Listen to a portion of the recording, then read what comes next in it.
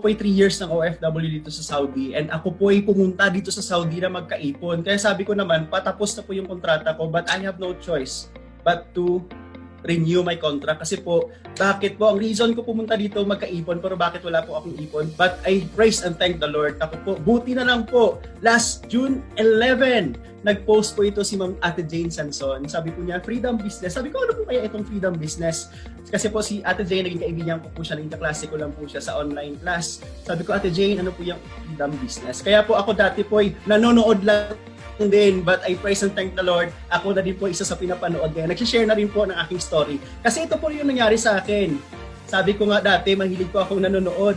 How to have ipon. Marami na po akong YouTube channel na panood, pero hanggang ngayon wala pa akong ipon. But I praise and thank the Lord, that's June 12, 2020. Ito po.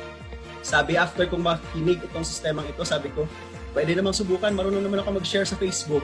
Yun nga po, nag-share po ako sa mga kaibigan ko. In 2 weeks time, na-promote po ako na property associate. At ito po, in 3 months time, sabi ng iba sa akin, you cannot do it because it's pandemic, wala po mag-invest. But one thing I discovered, marami po pala sa ating mga OFW ang naghahanap ng opportunity gaya ito. Ang sabi lang po nila, bakit ngayon lang namin narinig? Kaya I praise and thank the Lord ko, andito ka po at narinig po natin. Nako po, this is the right time for you. Nangyari po sa akin, mai-experience yun po at hindi lamang po yun.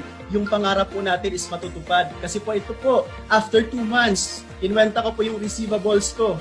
Sabi ko nga po, nako, yung sahod ko po pala sa isang taon as a nurse dito sa Saudi, pwede ko palang kitain yung 2 months. At hindi lamang po yun, yung pinapangarap ko po dati na magkaroon po ako ng property investments, natupad na po. Kasi meron na din po akong 2 property investments because of this freedom business. Paano ko po ginawa?